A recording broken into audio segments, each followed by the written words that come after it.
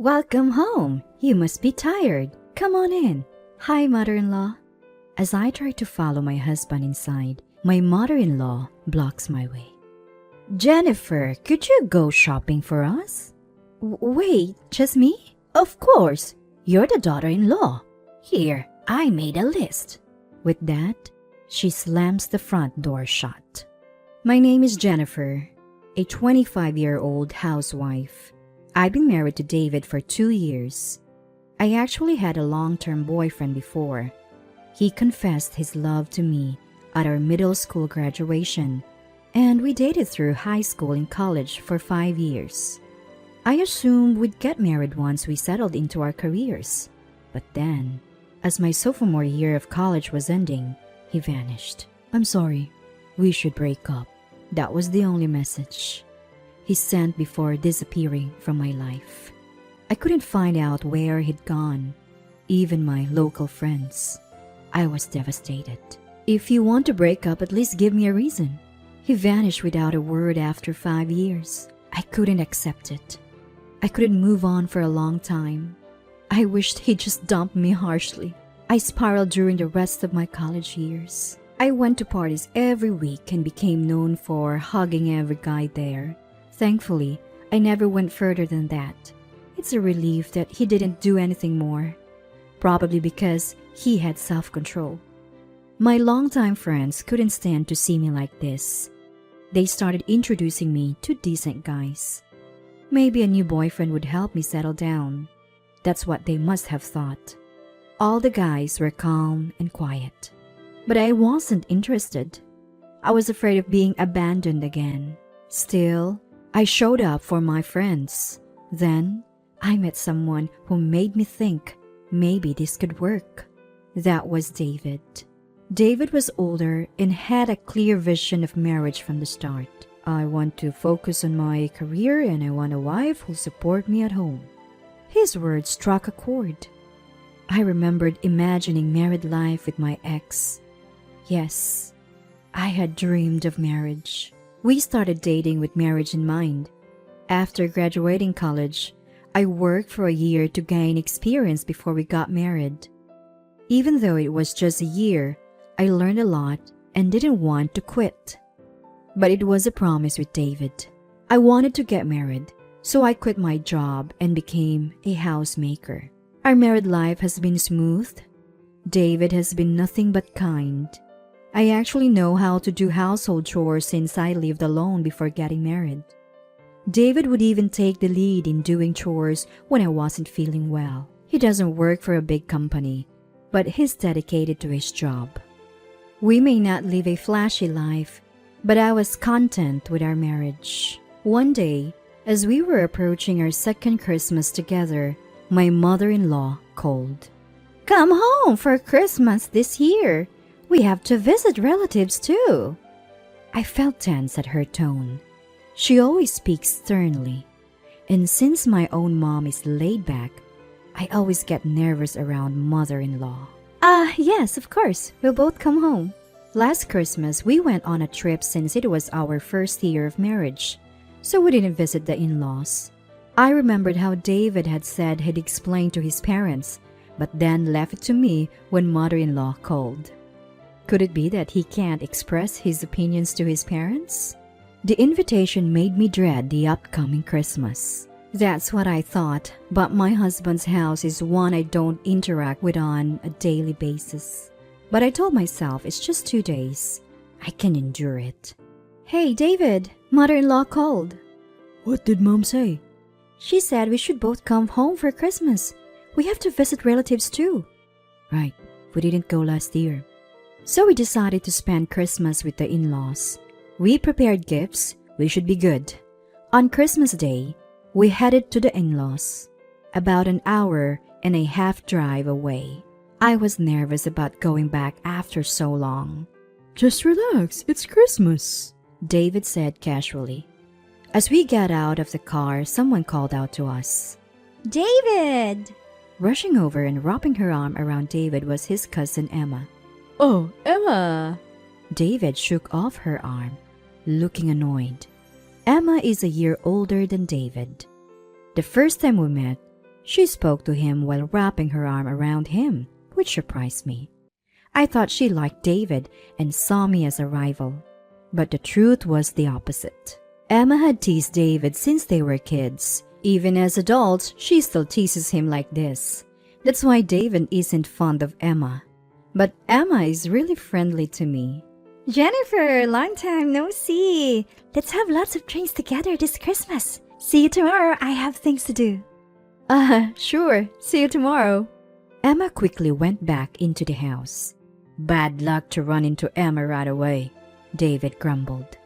The entrance to his parents' house is in the opposite direction from the relatives' entrance. Complaining, David started walking toward his family's house. Thanks to Emma, I'd forgotten my nervousness. Maybe she came out just to help me relax. Thinking that, I reset my mood and followed David into the in-laws' house. We're home!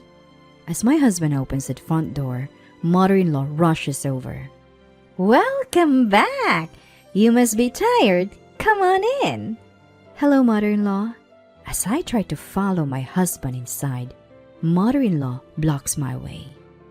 Jennifer, could you go shopping for us? Wait, just me? Of course! You're the daughter-in-law. Here's the list. With that, she slams the front door shut. The shopping list she handed me was ridiculously long. Olive oil, vinegar, baguettes, drinks, fruits. Clearly heavy stuff. Plus, it included expensive items like steak and lobster. I've only been to the in-laws a few times, and I have no idea about the area. That's a considerable amount, isn't it? How am I supposed to carry all this by myself? And what about the money? It's absurd to expect me to pay for all this. And my husband, who must have heard the conversation, doesn't come out. Hey, David, this is your cue. I stood dumbfounded outside, waiting for him to appear. After a while, I heard laughter from inside the house. Ah, I get it. I'm being ignored. I refuse to be treated like a housekeeper on Christmas. Fed up with mother-in-law's blatant harassment and my husband's indifference, I angrily drove back home. I bought food and drinks for a relaxing Christmas. After chugging a beer, I noticed an unfamiliar sound. It was coming from my husband's belongings. I got mad at my mother-in-law and went home with my husband's luggage in the car. I had brought his stuff home, including his phone. It kept ringing, so I got curious. I'd never looked at his phone before, but now I checked the caller ID. It was a woman's name. As I froze, the call ended and a message came in. Contains a series of short sentences. Therefore, messages can be read just by looking at the mobile phone screen. David, when are you coming back from the in-laws? I'm jealous here with your wife. I'm holding off on seeing you for Christmas. But come see me as soon as you get back. What's this? Apparently my husband was cheating. In that moment, my feelings for him cooled. I thought mother-in-law's harassment was a minor issue since we rarely met. But if my husband was cheating, that's a different story. There's no point in enduring a marriage like this. I immediately tried to unlock his phone. The password was unbelievably my birthday. Using my birthday to lock a phone he uses to text his mistress? Seriously? I collected evidence of his affair. No need for a private investigator. His phone had enough proof. The exchange of messages and photo folders were more than enough evidence. Now, what should I do? I sent a message to his mistress from his phone. My wife went back to her parents' house after a fight so we can spend Christmas together. Come over. She replied immediately. I sent her my address and waited. She said she'd be there in about an hour. Then 30 minutes later, the doorbell rang. That's quick.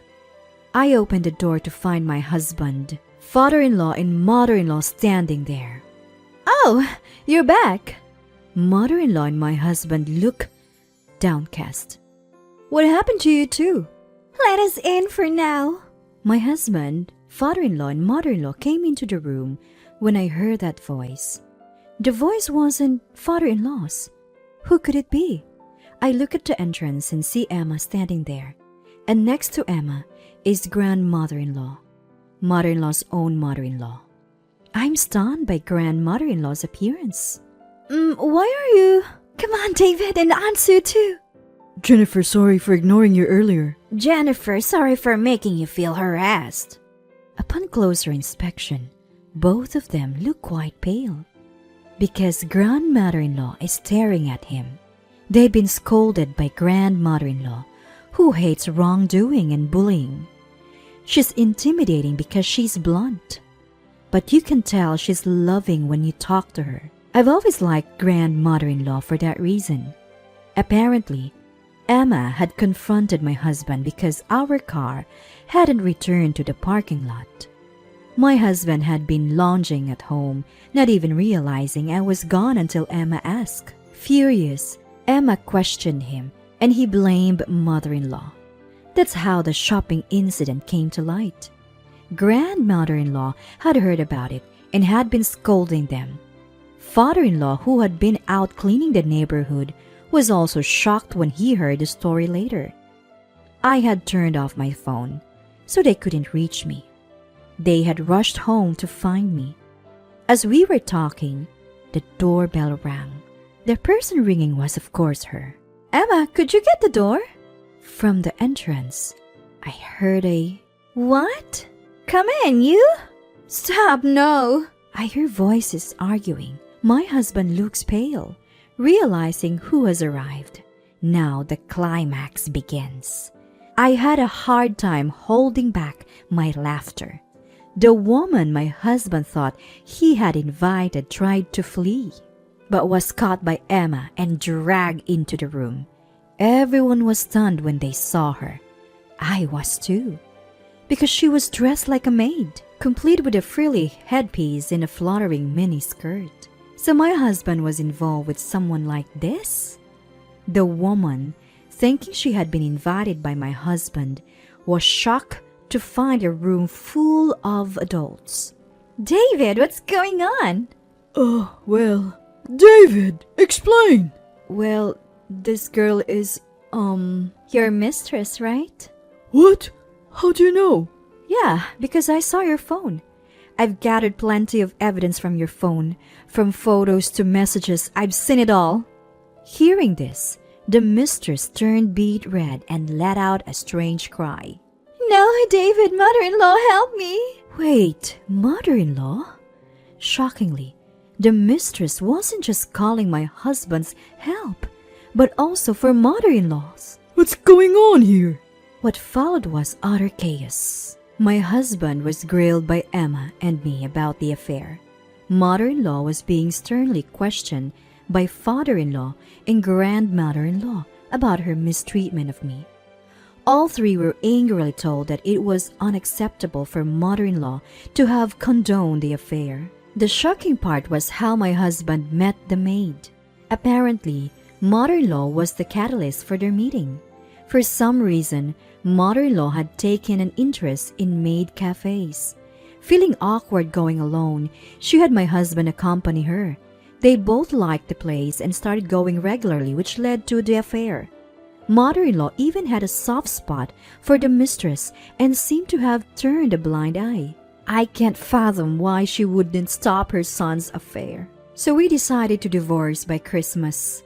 It seems father-in-law and mother-in-law also decided to divorce while they were at our place. Witnessing two divorces, the mistress was trembling. Emma was keeping an eye on her, speaking in a stern voice, so she seemed quite scared. She might be traumatized by the idea of marriage now. Well, that's not my problem.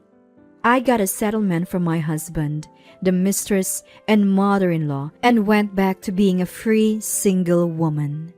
I found a job, and life was good. Actually, something interesting happened to me after the divorce. Emma and I had become drinking buddies. Today, we're going bar hopping again.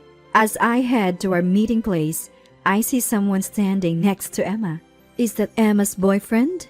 As I approach, the man turns around, and I'm almost breathless. It's my ex-boyfriend, who had disappeared. He's also surprised to see me. Emma, sorry, I have to go. What? Jennifer, why?